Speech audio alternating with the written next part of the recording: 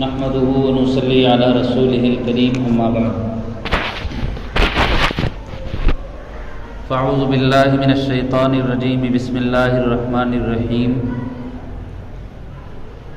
قال الله عز وجل في كلامه المجيد يا أيها الذين آمنوا أطيعوا الله وأطيعوا الرسول ولا تبطلوا أعمالكم صدق اللہ العظیم۔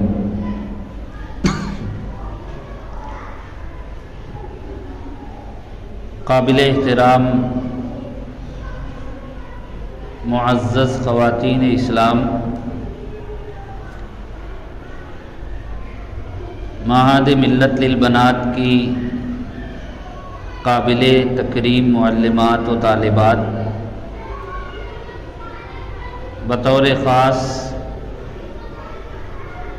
بیت اللہ کی حاضری کا شرف حاصل کر کے لوٹنے والی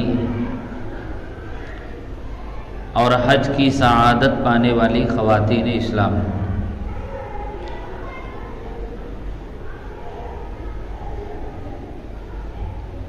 کسی شاعر نے کہا ہے ای سعادت بزور بازو نیز تا نہ بخشت خدائے بخشندہ۔ کچھ سعادت اور نیکیاں اور کچھ کامیابیاں وہ ہیں کہ انسان انہیں اپنی جد و جہد سے، اپنی تدبیر اور کوشش سے حاصل نہیں کر سکتا جب تک اللہ اس کو اس کامیابی سے نوازنے کا فیصلہ نہ کر لے۔ کچھ ایسی ہی نیکیوں اور سعادتوں میں سے ایک سعادت بیت اللہ کی حاضری بھی ہے۔ عام طریقے پر لوگوں کا گمان یہ ہے کہ حج وہ کر سکتا ہے جس کے پاس مال ہو، لیکن تجربہ اور مشاہدہ یہ ہے کہ ایسے لوگ بھی حج اور عمرہ کے لیے پہنچ جاتے ہیں بظاہر جن کے پاس مال و دولت اور اسباب نہیں ہوتے، لیکن دل کی تڑپ اور کڑھن اللہ کے فضل سے انہیں بیت اللہ تک پہنچا دیا کرتی۔ اور بے شمار ایسے لوگ بھی ہیں جن کے پاس مال و دولت ہی نہیں دیگر بہت سارے اسباب اور ذرائع مہیا ہوتے ہیں، یہاں تک کہ وہ مکے اور مدینے کے علاوہ دنیا بھر کے دیگر دور دراز علاقوں کا سفر بھی کرتے رہتے ہیں، لیکن زندگیاں گزر جاتی ہیں، انہیں حج اور عمرہ کی سعادت نہیں ملتی۔ کہتے ہیں کہ مغل بادشاہ جو گزرے ہیں، ہندوستان کے ایک بڑے رقبے پر انہوں نے برسہ برس حکومت کی ہے، مال و دولت کا انبار ان کے قدموں میں پڑا رہتا تھا اور ہر طرح کے وسائل و اسباب انہیں مہیا تھے، لیکن کسی بادشاہ کو حج بیت اللہ کی سعادت نہ مل سکی۔ اللہ بہتر جانے اس کی حقیقت کیا ہے، لیکن سچی بات یہی ہے اللہ اگر توفیق نہ دے انسان کے بس کی بات نہیں۔ دنیا کا معاملہ ایسا ہے کہ اللہ نے اسے ہر ایک کے لیے بالکل عام کر دیا۔ ہم دیکھتے ہیں کافر و مشرک ہو، یہودی اور عیسائی ہو، یہاں تک کہ ملحد، اللہ کی ذات کا سرے سے انکار کرنے والا، یا پھر کوئی نیک مسلمان ہو، ہر ایک کو اللہ دنیا کی نعمتوں سے نوازتا ہے، اس لیے کہ اللہ کی نگاہ میں دنیا کی کوئی وقعت اور اہمیت نہیں۔ لیکن دین کا معاملہ یہ ہے، اور دین پر عمل کرنے کا معاملہ یہ ہے کہ اللہ جب تک کسی کو ہدایت نہ دے وہ ہدایت نہیں پا سکتا، اور اللہ جسے ہدایت سے محروم کر دے کوئی اسے ہدایت نہیں دے سکتا۔ تو جن لوگوں کو یہ سعادت نصیب ہوئی ہے، اللہ کے در پر جو حاضر ہوئے، اپنی جان مال اور وقت صرف کر کے انہوں نے حج بیت اللہ کی سعادت پائی ہے، سب سے پہلے انہیں اس سعادت کے ملنے پر ہی اللہ کا بہت زیادہ شکر گزار ہونا چاہیے، اور یہ احساس ہمیشہ پیش نظر رہنا چاہیے، ذالک فضل اللہ یؤتیہ من یشاء، یہ اللہ کا وہ فضل تھا جو اس نے مجھے عطا فرمایا۔ اب جب اللہ کی طرف سے اتنی بڑی سعادت اور نعمت مجھے مل چکی ہے تو اس کی قدردانی کا اور شکر گزاری کا تقاضا یہ ہے کہ اس کی حفاظت کی جائے۔ دیکھیے، آج نماز پڑھنے والوں کی، روزہ رکھنے والوں کی، زکوٰۃ دینے والوں کی، حج اور عمرہ کرنے والوں کی کمی نہیں، بڑی تعداد میں مسلمان ان عبادتوں کا اہتمام کرتے ہیں، اور ہر عبادت میں اللہ نے کوئی نہ کوئی حکمت و مصلحت اور کوئی نہ کوئی نفع پوشیدہ رکھا ہے۔ نماز کی مصلحت اللہ نے بیان فرمائی، ان الصلاۃ تنہی عن الفحشاء والمنکر، نماز نمازی کو گناہوں سے روک دیتی ہے۔ زکوٰۃ کی مصلحت اللہ نے قرآن میں بیان فرمائی، خذ من اموالہم صدقۃ تطہرہم وتزکیہم بہا، زکوٰۃ ادا کرنے سے مال پاک ہو جاتا ہے، اس میں برکت آتی ہے، اور خود زکوٰۃ دینے والے کے دل سے مال کی محبت نکل جاتی ہے۔ اسی طرح روزے کا مقصد اللہ نے بیان کیا، لعلکم تتقون، روزہ رکھنے سے روزے دار کے دل میں اللہ کا تقوی اور خوف پیدا ہوتا ہے۔ ایسے ہی حج بیت اللہ کی کیا حکمت و مصلحت ہے، اس کو نبی کریم صلی اللہ علیہ وسلم نے حدیث شریف میں بیان فرمایا، من حج للہ فلم یرفث ولم یفسق رجع کیوم ولدتہ امہ، جو اللہ کے گھر کا حج کرے اور پھر اس حج کے دوران نہ زبان سے کوئی نامناسب بات نکالے، نہ کوئی غلط عمل کرے، تو جب وہ حج سے لوٹتا ہے تو حج کی برکت یہ حاصل ہوتی ہے کہ گناہ سے اس طرح پاک و صاف ہو جاتا ہے جیسے پیدا ہونے والا بچہ گناہوں سے پاک و صاف ہوتا ہے۔ علماء نے لکھا ہے کہ حج کا سب سے بڑا فائدہ یہ ہے کہ یہ 100 سال کے بوڑھے کو بھی ایک معصوم بچہ بنا دیتا ہے، 100 سال کی بڑھیا کو بھی ایک معصوم سی بچی بنا دیتا ہے۔ یعنی جس طرح ایک معصوم بچہ ہوتا ہے، گناہوں سے پاک و صاف ہوتا ہے، یہاں تک کہ اس کی ذات سے کسی کو تکلیف بھی نہیں پہنچتی،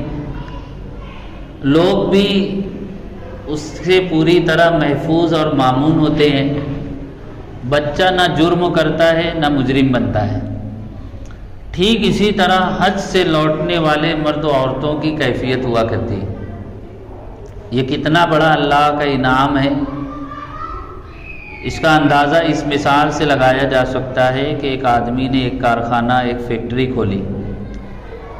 برسا برس وہ اس میں خدمت کرتا رہا، کوشش اور جد و جہد کرتا رہا، لاکھ کوششوں کے باوجود اس کا کاروبار نہیں چل سکا، نقصان پر نقصان ہوتا رہا، یہاں تک کہ فیکٹری بند ہو گئی، کارخانہ بند ہو گیا، قرض اتنا ہو گیا کہ اب اس کارخانے کو اور فیکٹری کو فروخت کرنے کی نوبت آ گئی۔ عام لفظوں میں کہوں تو وہ انسان سڑک پر آ گیا، اب وہ پریشان ہے، معاش کے مسئلے کو لے کر فکر مند ہے۔ اچانک حکومت کی طرف سے اعلان ہوا کہ اس کا جتنا قرض تھا سب معاف کر دیا گیا، اور نئے سرے سے کاروبار کرنے کے لیے اس کو ایک بڑی رقم بھی دے دی گئی۔ آپ اندازہ لگائیے کہ اس کی خوشی و مسرت کا کیا عالم ہوگا۔ اور اب وہ جب نئے سرے سے کاروبار کرے گا تو گزشتہ جتنی غلطیاں اس سے سرزد ہوئی تھی،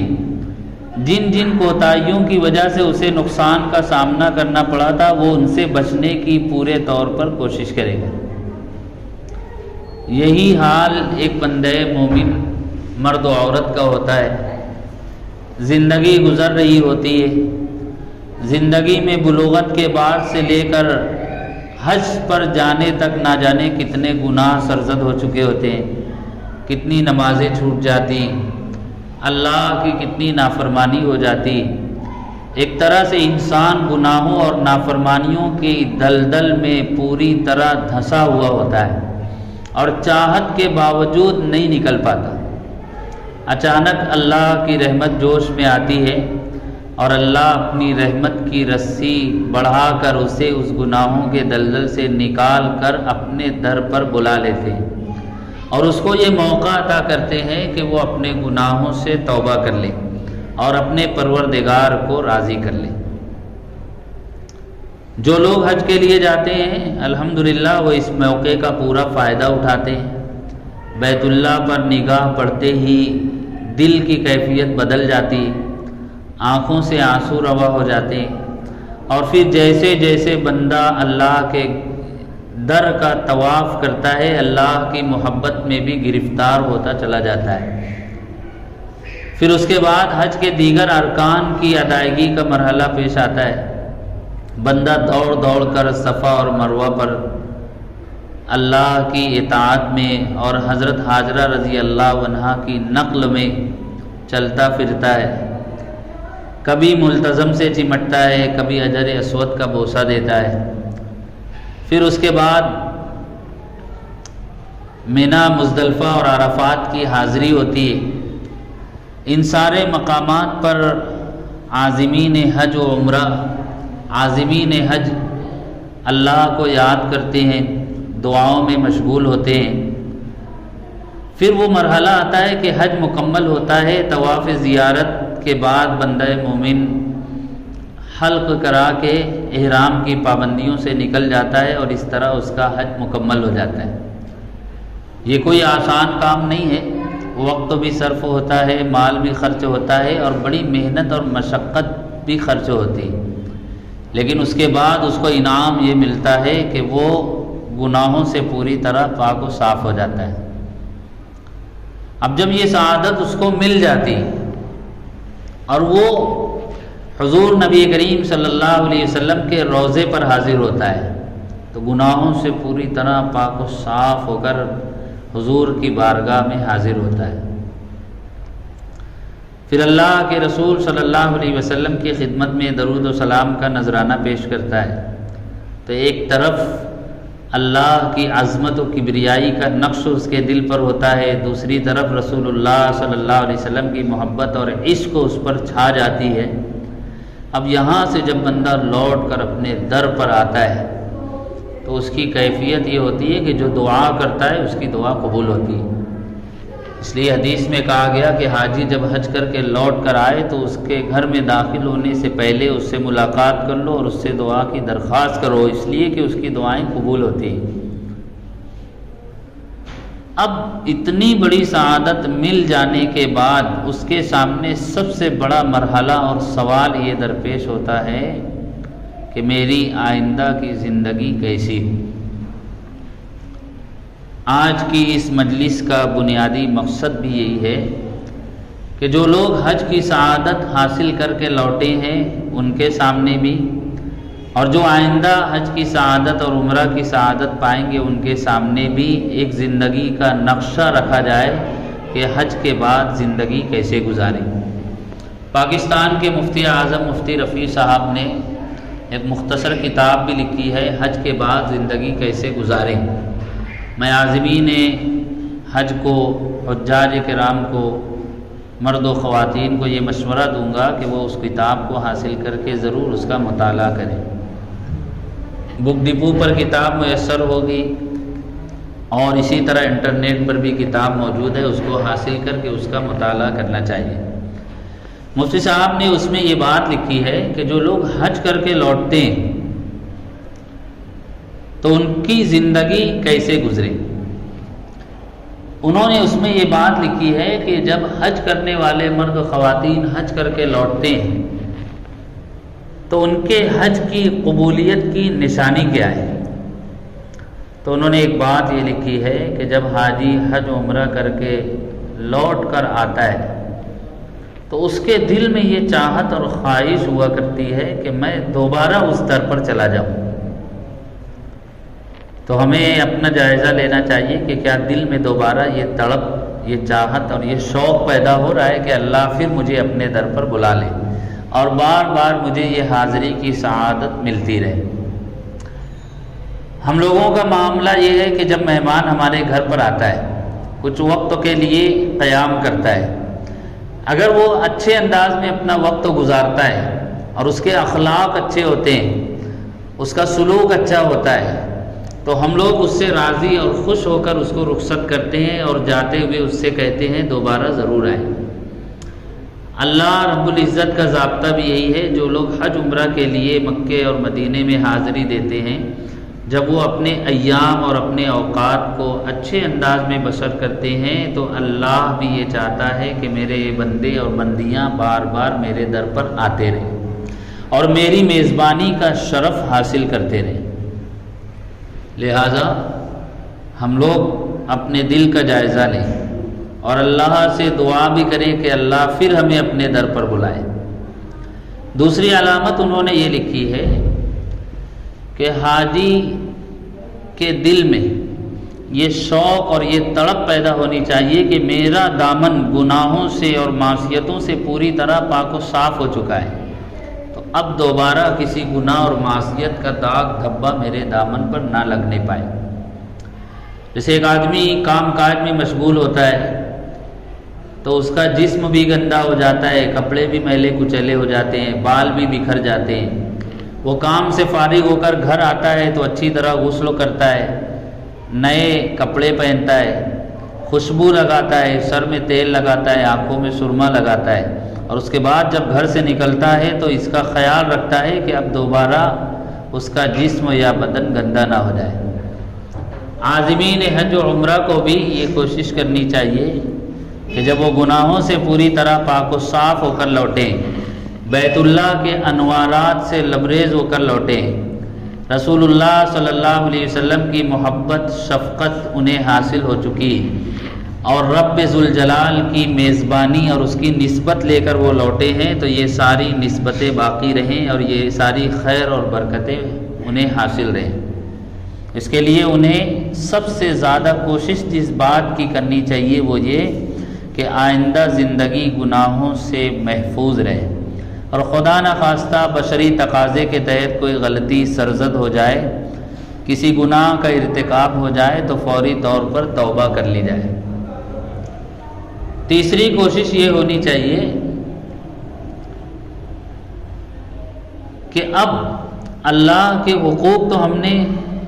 ادا کر لیے، ادا کر رہے ہیں، اس کی کوششیں بھی ہو رہی ہیں۔ آج مسلمانوں میں الحمدللہ حقوق اللہ کی ادائیگی کا ایک مزاج ہے اور فکر بھی ہے۔ بڑی تعداد میں لوگ نماز بھی پڑھتے ہیں، قرآن کی تلاوت بھی کرتے ہیں، ذکر و اذکار میں بھی مشغول رہتے ہیں، حج اور عمرہ بھی کرتے ہیں، لیکن حقوق العباد کی ادائیگی میں یہ مزاج نظر نہیں آتا، یہ فکر نظر نہیں آتی۔ بہت سارے افراد ہیں جن کی نمازوں میں کوئی کمی نہیں، جن کی تلاوت کے معمول میں کبھی ناغہ نہیں ہوتا، جو دین کی خدمت بھی کرتے ہیں، جن کی زبانیں ذکر اللہ سے تازہ رہتی ہیں اور دین پر عمل کرنے کا جن کا مزاج ہے، لیکن جب ان کے معاملات دیکھے جائیں، ان کی معاشرت کا جائزہ لیا جائے تو یہ بات ملتی ہے کہ ان کے لین دین صاف نہیں، جبکہ معاملات کی صفائی دین کا بنیادی حصہ ہے۔ ان کے اخلاق اچھے نہیں، ان کی معاشرت بہتر نہیں، ان کے ساتھ رہنے والے اور زندگی گزارنے والے، یہاں تک کہ ان کے اہل خانہ بھی ان کی بدسلوکی سے اور بد اخلاقی سے پریشان ہیں۔ حضور نبی کریم صلی اللہ علیہ وسلم کی حدیث ہے، آپ نے صحابہ کرام سے پوچھا تھا تدرون من المفلس، جانتے ہو مفلس کون ہے، نادار کون ہے، قلاش کون ہے؟ صحابہ نے فرمایا وہی شخص جس کے پاس مال و دولت نہ ہو، زندگی گزارنے کا سامان نہ ہو۔ حضور نے فرمایا نہیں، مفلس وہ ہے جو کل قیامت کے دن آئے گا، بہت ساری عبادتوں کا اجر و ثواب لے کر آئے گا، بظاہر اس کو دیکھ کر محسوس ہوگا کہ یہ تو کامیاب ہو گیا اور جنت کا حقدار ہو گیا، لیکن اس کا حال یہ ہوگا کہ ایک طرف اس نے اللہ کو راضی کرنے کی خوب کوشش کی ہوگی، لیکن دوسری طرف جن لوگوں سے اس نے معاملات کیے، لین دین کیے، اس کے معاملات درست نہیں تھے، جن سے اس نے وعدہ کیا تھا وعدے کی پاسداری نہیں کی تھی، کسی نے اس کے پاس امانت رکھی تھی تو اس نے خیانت کی تھی، کسی سے اس نے بات کی تھی تو جھوٹ بولا تھا، بد زبانی کی تھی، پڑوسی کو ستایا تھا، والدین کے حقوق میں کمی کی تھی، اولاد کی تربیت میں کوتاہی کی تھی، وہ مرد تھا تو اس نے بیوی کے حقوق ضائع کیے تھے، وہ عورت تھی تو اس نے شوہر کے حقوق ضائع کیے تھے، نہ معاملات اس کے اچھے تھے، نہ اخلاق درست تھے، نہ معاشرت عمدہ تھی۔ اب حال یہ ہے کہ ایک شخص آ کر اللہ کی بارگاہ میں شکایت کر رہا ہے کہ دنیا میں اس نے مجھے گالی دی، ایک آ کر کہہ رہا ہے دنیا میں اس نے میرا مال ضبط کر لیا، ایک آ کر کہہ رہا ہے کہ اس نے دنیا میں میری زمین پر قبضہ کر لیا، ایک آ کر کہہ رہا ہے اس نے دنیا میں مجھ پر الزام لگایا، ایک آ کر شکایت کرتا ہے کہ اے اللہ دنیا میں یہ میرا بھائی تھا، اس نے میرا حصہ دبا لیا۔ بہن آ کر شکایت کرتی ہے کہ اے اللہ میرے باپ کی پراپرٹی پر اس نے قبضہ کر لیا تھا، اس میں سے اس نے میرا شرعی حق ادا نہیں کیا تھا۔ آج بھی ایسے عازمین حج و عمرہ نظر آتے ہیں جنہوں نے اپنی بہنوں کا حق ادا نہیں کیا، باپ کی میراث کو شرعی طریقے پر تقسیم نہیں کیا، خود بھی حج عمرہ کر رہے ہیں، اپنی اولاد کو بھی کروا رہے ہیں، مسجد اور مدرسوں میں بھی مال خرچ کر رہے ہیں۔ ظاہر سی بات ہے کل قیامت کے دن یہ سارے لوگ آ کر جب اللہ کی بارگاہ میں اپنے حقوق کا مطالبہ کریں گے تو اللہ فرمائیں گے آج انصاف کا دن ہے۔ اب جس پر اس نے جیسا اور جتنا ظلم کیا ہے اسی لحاظ سے اتنی نیکیاں اس کو دینی پڑے گی۔ اب ہوگا یہ کہ ایک ایک مطالبہ کرنے والا مظلوم آ رہا ہے اور اپنے ظلم کے بقدر اس سے اپنی نیکیاں لے کر جا رہا ہے، یہاں تک کہ اس کی پہاڑوں کے برابر نیکیاں ختم ہو جائیں گی اور مطالبہ کرنے والے باقی رہ جائیں گے۔ تو اللہ فرمائے گا اب تمہیں نیکی تو نہیں مل سکتی، تم یہ کرو کہ اپنے گناہ اس پر لاد دو اور تم جنت میں چلے جاؤ۔ اور وہ شخص جو نیکیوں کا انبار لے کر آیا تھا فرشتوں سے کہا جائے گا اس کو دوزخ میں ڈال دو۔ تو عزیزان گرامی اور میری مائیں اور بہنیں یہ بات سمجھیں کہ صرف حقوق اللہ کی ادائیگی کافی نہیں، صرف نمازوں کا اہتمام نجات دینے کے لیے کافی نہیں، صرف اللہ کی راہ میں مال و دولت صرف کر دینا کافی نہیں، اور صرف حج اور عمرہ کر لینا نجات کے لیے کافی نہیں ہے۔ ضرورت اس بات کی ہے کہ اللہ کو راضی کرنے کے ساتھ ساتھ بندوں کو بھی راضی رکھنے کی کوشش کی جائے، اللہ کے حقوق ادا کرنے کے ساتھ ساتھ بندوں کے بھی حقوق ادا کیے جائیں۔ بطور خاص جن لوگوں کے ساتھ ہم رہتے ہیں، بطور خاص جن لوگوں کے ساتھ ہمارے معاملات ہیں، ہماری ذات سے ان کو کوئی نقصان نہ پہنچے، ہماری ذات سے ان کو کوئی تکلیف نہ پہنچے۔ یوں بھی حدیث شریف میں مسلمان کی علامت اور نشانی یہ بیان کی گئی ہے کہ مسلمان وہ ہے جس کے ہاتھ سے اور جس کی زبان سے دوسرے مسلمان محفوظ ہوں۔ المسلم من سلم المسلمون من لسانہ و یدہ۔ آج مسلمانوں کے معاشرے میں جب ایسا مسلمان تلاش کیا جائے جس کو رسول اللہ صلی اللہ علیہ وسلم نے مسلمان قرار دیا تو یقین جانیے مسلمانوں کی بھری بستی میں کوئی ایسا مسلمان آپ کو مشکل سے نظر آئے گا۔ ہمارے ایک عزیز ہماری اپنی مسجد کے مصلی، ایک روز ہم لوگ ساتھ میں بیٹھے ہوئے تھے، اتنے میں ان کے ایک پڑوسی تشریف لے آئے، تو آنے والے پڑوسی کا تعارف کرتے ہوئے ہمارے مصلی ہم سے کہنے لگے مفتی صاحب یہ مسلمان ہیں۔ اب آنے والے جو تھے وہ ماشاءاللہ ان کے چہرے پر داڑھی تھی، سر پر ٹوپی تھی، مسنون لباس انہوں نے پہنا ہوا تھا، تو میں نے ان سے کہا کہ بھائی یہ تو مسلمان نظر آ رہے ہیں، پھر آپ ان کو کیوں مسلمان بتا رہے ہیں؟ تو کہنے لگے نہیں، آپ نے جو بیان میں کہا ہے نا کہ مسلمان وہ ہے جس کی ذات سے دوسروں کو تکلیف نہ پہنچے، یہ وہ مسلمان ہے، یہ ہمارے پڑوس میں رہتے ہیں اور ماشاءاللہ ان کی ذات سے مجھے کوئی تکلیف نہیں پہنچی، اس لیے میں ان کو حدیث کی روشنی میں وہ مسلمان سمجھتا ہوں جس کو اللہ کے رسول نے مسلمان قرار دیا ہے۔ تو کوشش کریں کہ ہم بھی ایسے مسلمان بنیں، نماز پڑھنے والے مسلمان ہیں، حج عمرہ کرنے والے مسلمان ہیں، زکوٰۃ ادا کرنے والے مسلمان ہیں، تلاوت اور ذکر و اذکار کرنے والے تو مسلمان ہیں، ہم وہ مسلمان بھی بن کر دکھلائیں جس کی ذات سے دوسرے مسلمان محفوظ ہوں۔ تو حج کے بعد سب سے بڑی کوشش یہ ہو کہ گناہوں سے اجتناب ہو، اور گناہ چاہے حقوق اللہ کو ضائع کرنے سے متعلق ہو یا حقوق العباد میں کوتاہی کرنے سے متعلق ہو، دونوں گناہوں سے بچا جائے۔ اسی طرح مفتی صاحب نے دو اہم باتیں یہ لکھی کہ اب آئندہ زندگی میں دو باتوں کا بطور خاص اہتمام کرنا ہے۔ پہلی چیز نمازوں کا اہتمام، 5 وقتہ نمازوں کا اہتمام انتہائی ضروری ہے، لازمی۔ ہمارے معاشرے میں ہوتا یہ ہے کہ حج کرنے کے لیے لوگ ہزاروں کلومیٹر دور چلے جاتے ہیں،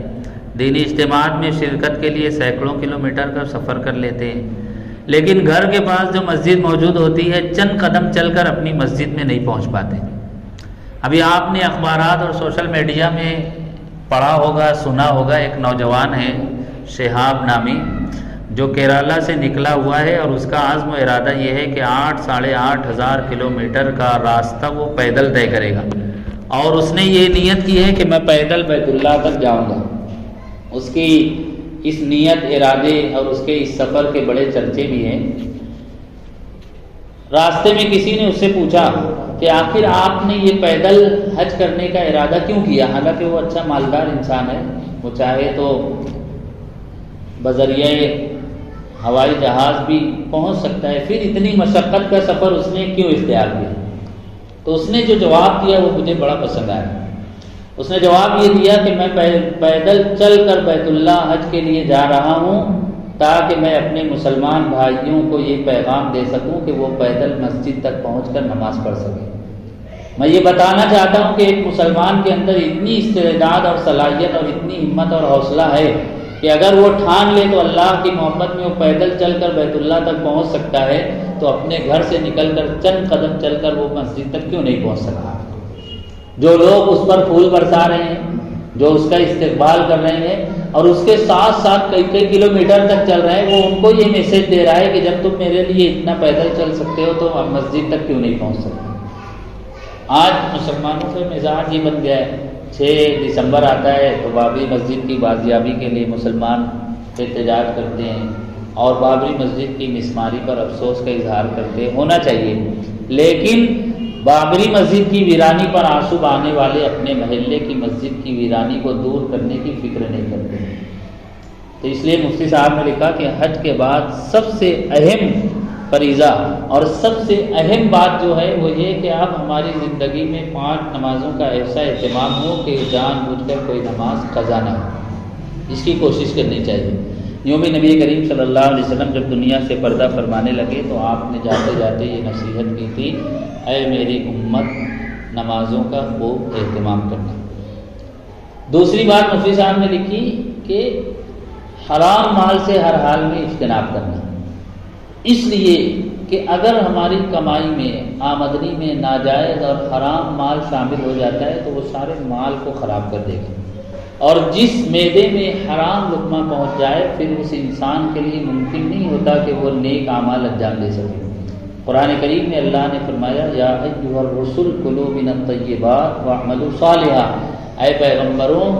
تم پاکیزہ اور حلال مال استعمال کرو اور نیک عمل کرو۔ مفسرین نے لکھا ہے اللہ نے پہلے پاکیزہ مال کھانے کا حکم دیا اور پھر نیک اعمال کرنے کا حکم دیا۔ اس سے یہ معلوم ہوا کہ بندہ جب حلال اور پاکیزہ مال استعمال کرے گا تب ہی اس کے لیے ممکن رہے گا کہ وہ نیک اعمال انجام دے سکے۔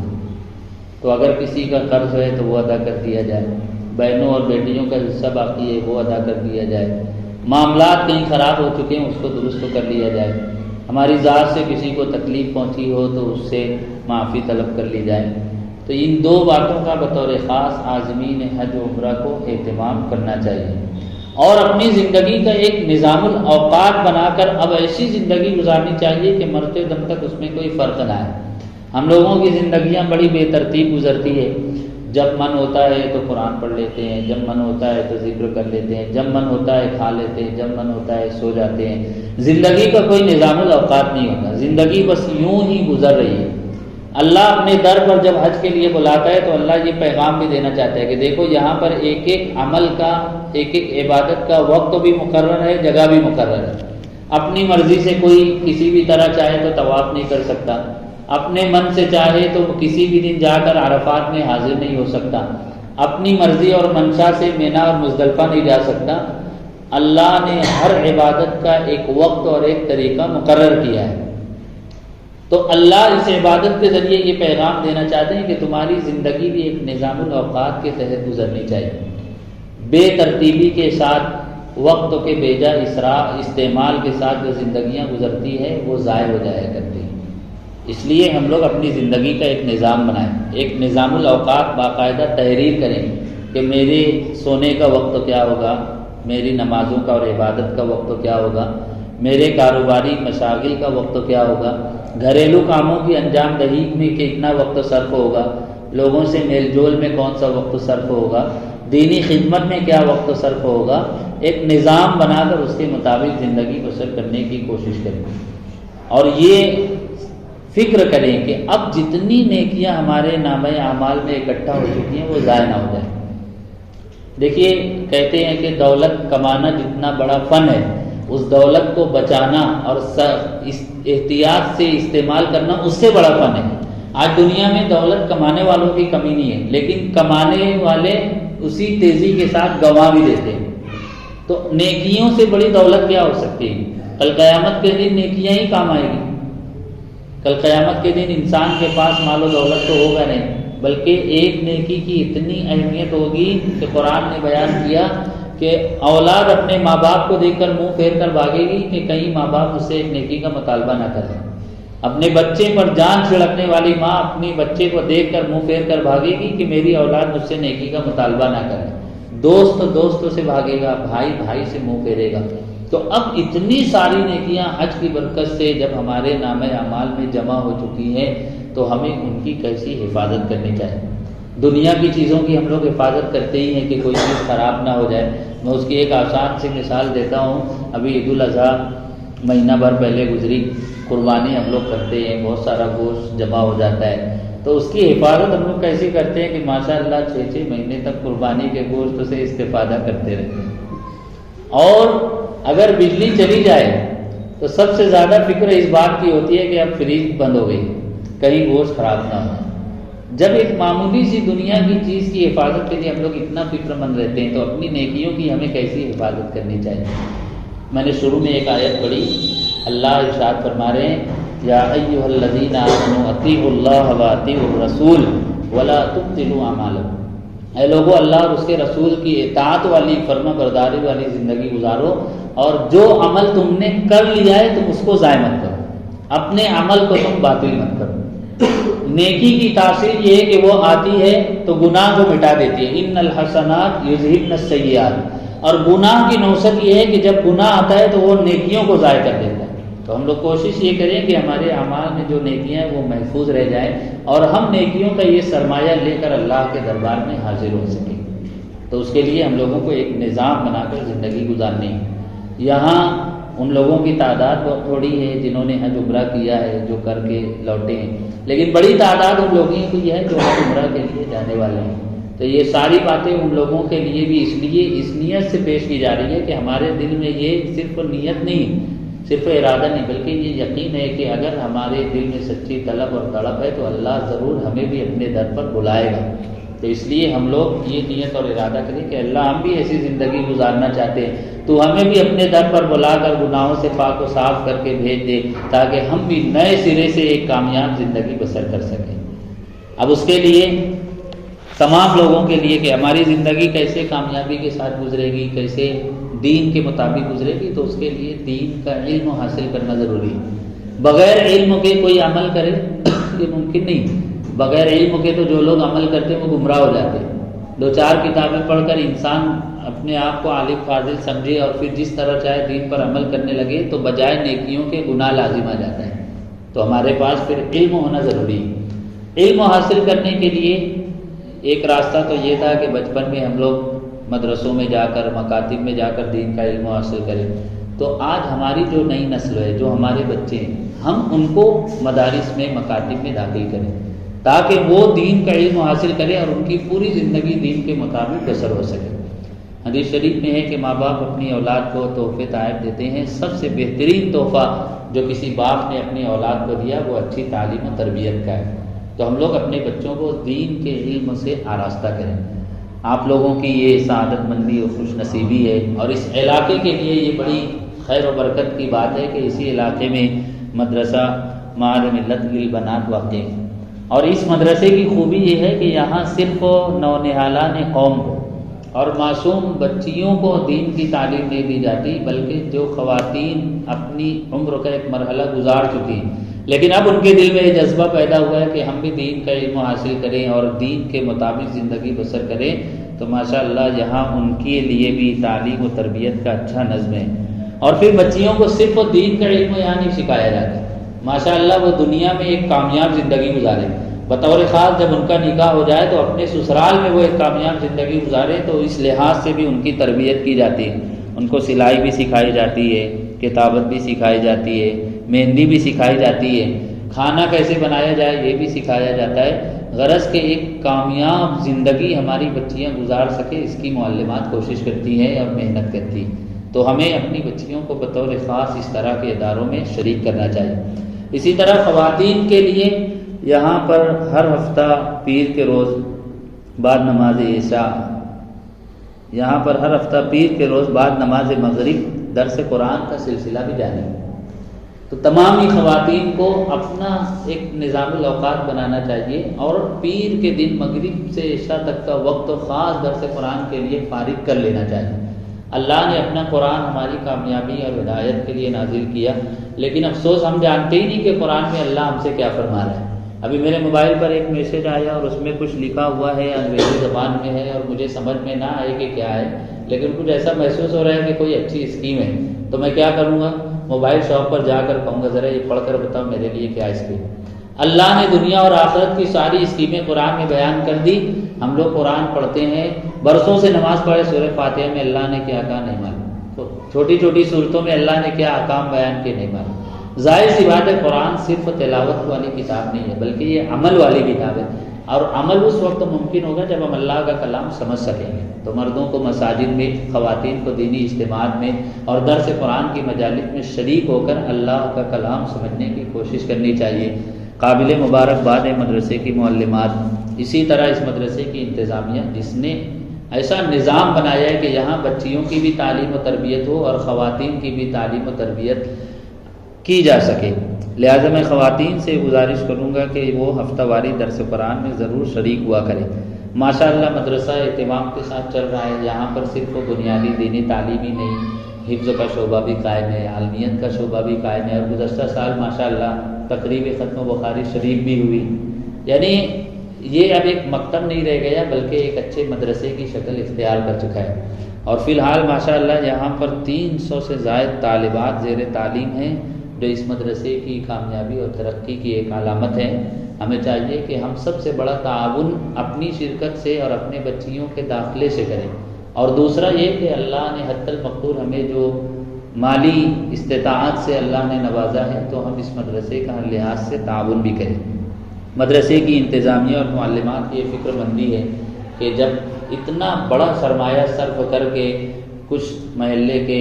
عزیزوں نے، کچھ مرد و خواتین نے حج کر لیا ہے تو کیوں نہ انہیں آئندہ کا نظام الاوقات بتا دیا جائے۔ اسی مقصد سے آج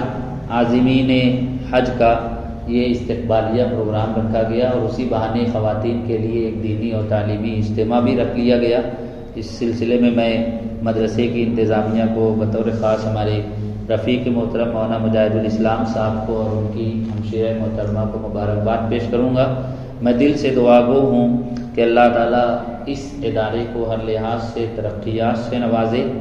اور جن لوگوں نے حج کی، عمرہ کی سعادت پائی ہے، اللہ تعالیٰ انہیں حج مقبول اور مبرور نصیب فرمائے، اور آئندہ زندگی کو بھی اللہ اپنی مرضیات پر گزارنے کی توفیق ہمیں مرحمت فرمائے۔ مجھے 9 گھنٹے کا وقت دیا گیا تھا اور میرے خیال سے وقت اب مکمل ہو رہا ہے. میں انہی چند کلمات پر اپنی گفتگو مکمل کرتا ہوں.